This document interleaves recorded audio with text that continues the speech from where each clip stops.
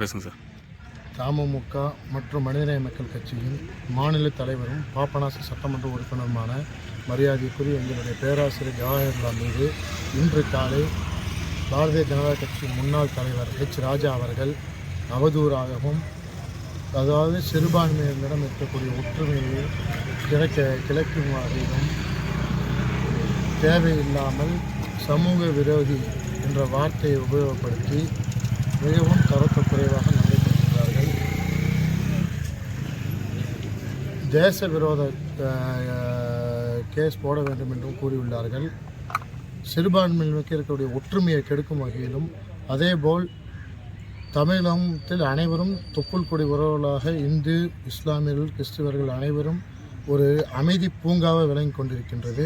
அதனை கெடுக்கும் ஒரே நோக்கத்தில் பாரதிய ஜனதாவின் முன்னாள் தலைவர் ராஜா அவர்கள் பேசியுள்ளார்கள். பேராசிரியர் மட்டும் பேசாமல் விடுதலை சிறுத்தைகளின் தலைவரும் அண்ணன் தொல் திருமாவளவன் அவர்களையும் கூட சேர்த்து பேசியுள்ளார்கள்.